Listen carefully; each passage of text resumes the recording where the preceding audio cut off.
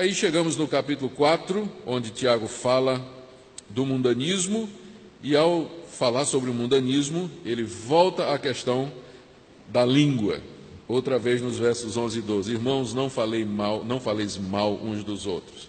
Então parece que esse é um dos problemas, ou um dos pecados mais comuns entre os crentes.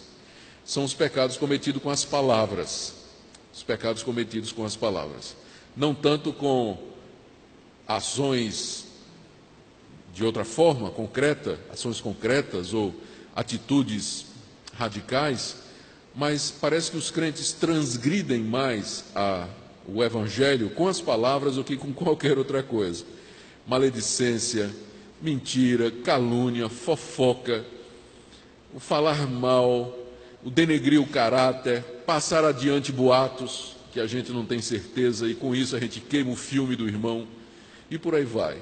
Então é um problema generalizado na época de Tiago e eu desconfio de que não é restrito só àquela época. Nós todos temos que estar bastante conscientes de que grande parte das transgressões que a igreja comete é nessa área.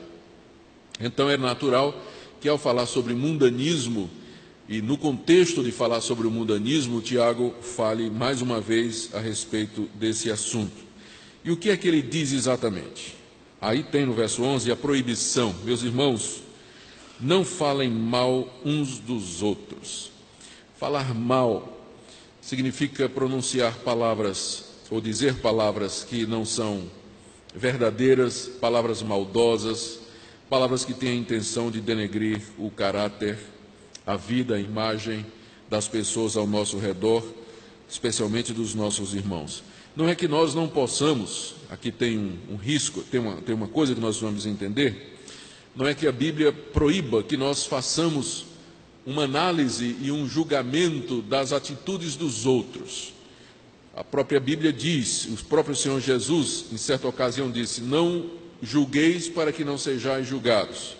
Mas logo em seguida ele disse, na mesma passagem, continuando: não deis aos cães o que é santo, nem joguei as vossas pérolas aos porcos. Ora, como é que eu vou obedecer esse mandamento se eu não identifico o cão e o porco? Ele não está falando de cão e de porco animal, está falando de pessoas que se comportam como cães e pessoas que se comportam como porcos. A elas eu não devo dar as coisas santas do Evangelho.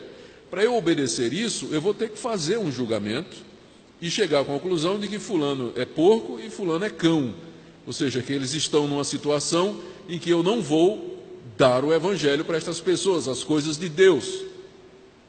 Ou seja, eu sou chamado a julgar, eu sou chamado a exercer uma análise do caráter e da vida das pessoas com o objetivo de obedecer a Deus. Então, a proibição de julgar que nós temos na Bíblia, ela não pode ser uma proibição absoluta, de que nós dizemos assim: não, a vida dele, quem conhece é Deus, cada um vai dar contas de si a Deus, nós não temos nada com isso, cada um que vive do jeito que achar. Não é isso que a Bíblia diz. O tipo de julgamento que a Bíblia proíbe é o julgamento temerário, é você julgar as pessoas, é você ver o cisco que está no olho do seu irmão e você não vê a trave que está no seu. É você ter 2 pesos e 2 medidas, você submeter todo mundo ao seu redor a um critério severo de julgamento, ao passo que você é indulgente com você mesmo. Você permite-se fazer uma série de coisas que você não permite nos outros, igual o rei Davi. O rei Davi tomou a mulher do general Urias, e quando o profeta Natã chegou para ele contando uma história de um homem rico que tirou o cordeirinho do homem pobre, Davi ficou indignado. Esse homem tem que morrer, esse homem tem que restituir o que ele fez, sem olhar que ele era o homem, sem ver os seus próprios pecados. Então, esse tipo de julgamento que a Bíblia proíbe, o julgamento temerário, o julgamento em que nós somos rigorosos com os outros, indulgentes conosco, e quando nós analisamos ou fazemos julgamento ou pronunciamos palavras sobre os outros que não têm fundamento, elas não são baseadas na verdade ou não têm como objetivo abençoar a vida daquela pessoa. Então, quando Tiago diz aqui: irmãos, não faleis mal uns dos outros, ele não está dizendo que a gente sempre vai dizer coisa boa das pessoas, mesmo quando elas estão erradas. fulano errou, e a gente vai dizer, não, mas é um santo homem de Deus, é uma santa mulher de Deus, e é uma pessoa boa, mesmo que a pessoa não seja. Ele não está mandando a gente ser hipócrita. E não é isso que ele está dizendo. O que ele está proibindo aqui é a maldade, é a calúnia, é nós deixarmos de fazer o que Jesus ensinou em Mateus 18. Eu acho que devia ter pregado essa passagem junto com Mateus 18. Em Mateus 18 nós temos um sermão de Jesus, como evitar fofoca.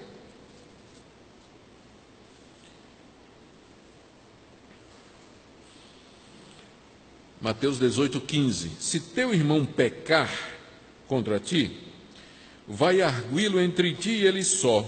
Se ele te ouvir, ganhaste a teu irmão. Se, porém, não te ouvir, toma ainda contigo uma ou duas pessoas, para que pelo depoimento de 2 ou 3 testemunhas toda a palavra se estabeleça. Se ele não os atender, dize-o à igreja. E se recusar ouvir também a igreja, considera como gentio e publicano.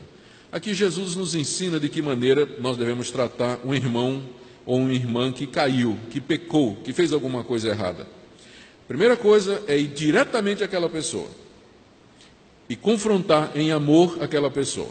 Se a pessoa ouvir, então nós ganhamos o irmão. O problema está resolvido, morreu o assunto. Se ela não ouvir, levamos 2 ou 3 testemunhas. Conversamos com a pessoa.